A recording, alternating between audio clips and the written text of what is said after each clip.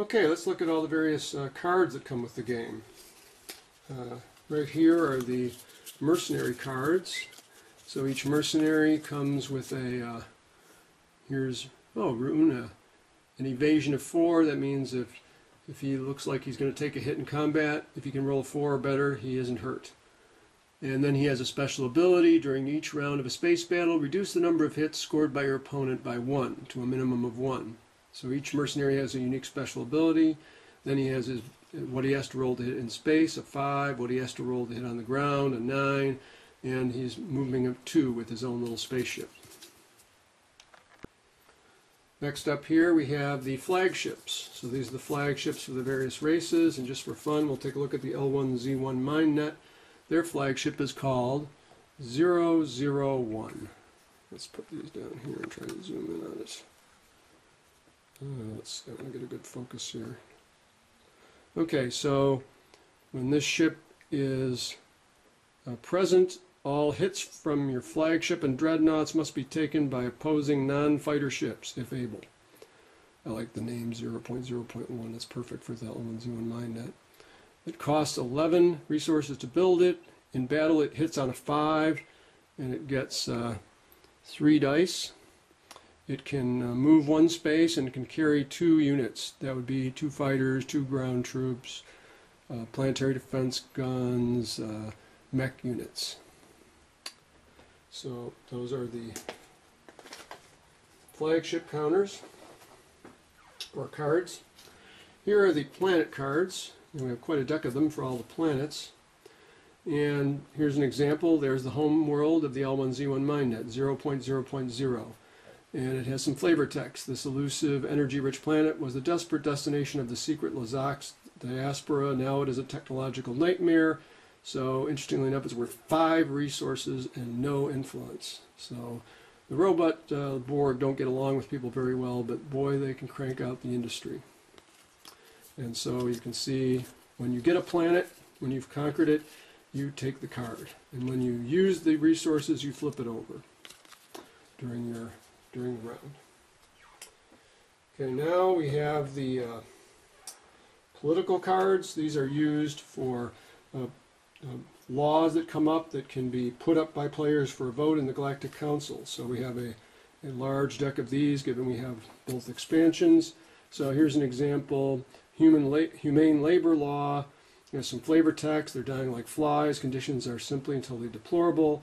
If it passes, the production limit of all space docks is lowered to 2. If it fails, then no space docks can produce units for the remainder of this round. So everyone has to vote, and one of those 2 conditions will occur. Other ones say elect a player. So somebody's going to get elected, and in this case, whoever's elected gets a free space dock. So you'd probably want to vote for you. So that's the political cards. Another type of card that we have are action cards, and we have a big whopping pile of those from all the expansions. And these are sort of like special cards that let you do something that breaks the normal rules. Like here, recheck. Information received is suspicious. Confirmation required. Force any 1 combat die to be re-rolled. Play immediately after you or an opponent has rolled a die during a space battle or invasion combat in which you are participating. Sabotage. Cancel the effect of some action card somebody else played. So on and on and on. You know, there's just a huge variety of interesting things that players can play that can take effect via the action cards. So that certainly keeps things interesting. There are some little crib sheet cards that show you all the different units, what they are, what they cost, what they have to do to hit in battle, special abilities.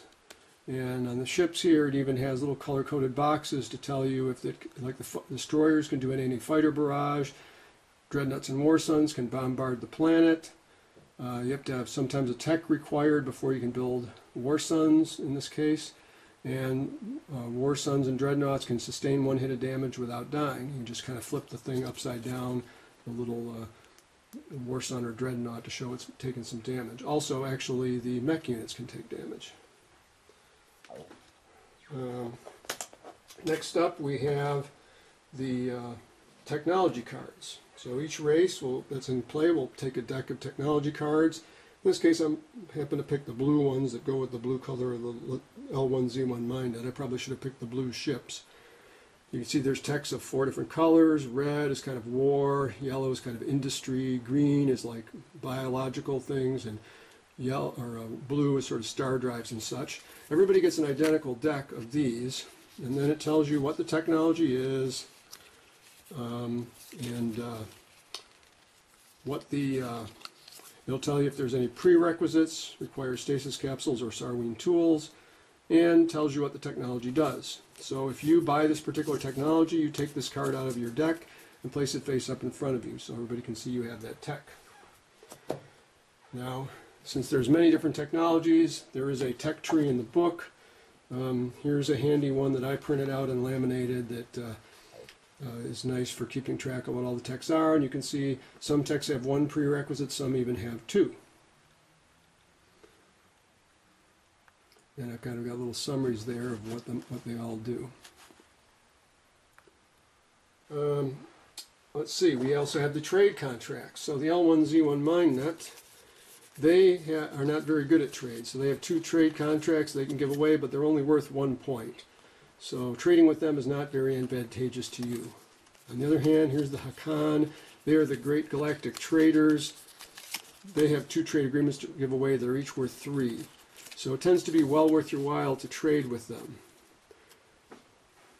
And that helps keep them safe because people don't really want to attack somebody who's got a trade. If you have a trade agreement with them and it's giving you 3 trade goods every time the trade card comes up, because if you attack them, it will break the trade agreement. So, being a trader sometimes is useful, even though you're up against somebody who has maybe advantages in war. Now then we have the objectives. The game is all about scoring victory points. You don't necessarily conquer the galaxy to win. You basically have to get to 10 victory points. And the way this happens is that there are some objective cards that are chosen. And so here are the Stage 1 public objectives. And they'll either be, depending on which option you play with, all the objectives will either be revealed at the start or they get revealed only slowly during the game as a certain strategy card is played. So here's an example. I have more than 1 tech advance in 3 different colors worth 1 victory point. I won a space battle against at least 3 opposing ships in 1 system this turn. So these are examples of the objectives. These are the, by the way, these are the new objectives that came with Shattered Empires that are more warlike. Those are the ones we like to use.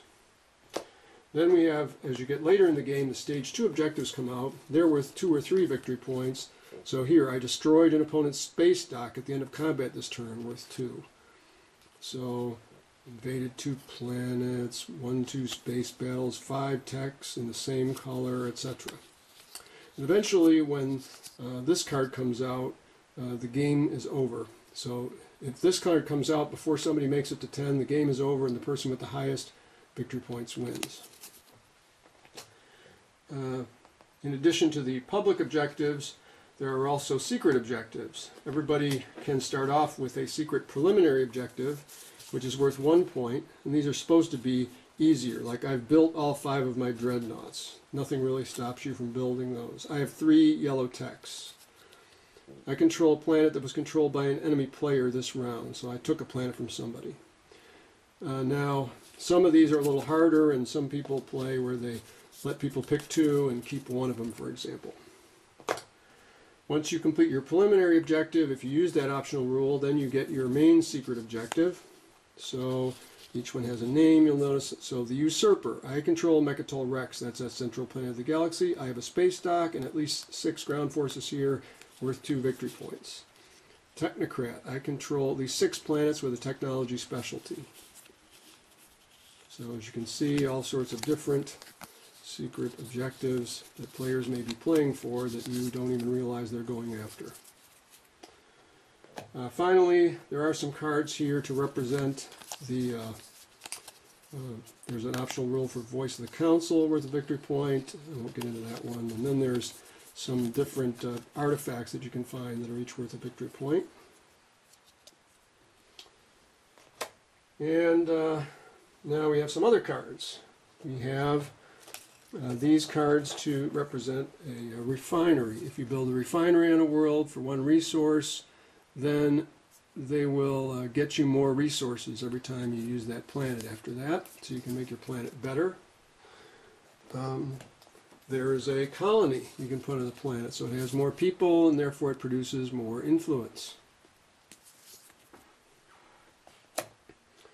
Here we have the race-specific technology cards. So for example, for the L1Z1 MineNet, here's their race-specific technologies. They can get dreadnought invasion pods, cost 2 resources more than it would normally cost them to buy a tech. Your dreadnoughts may now carry 1 additional ground force unit. And the other one they can get for 3 or 5 resources is inheritance systems. When researching technology using the trade strategy card, you may spend 2 additional resources to ignore the technology's prerequisites. Actually, this is a misprint. It should say technology strategy card there. Anyways, makes it easier for them to get tech.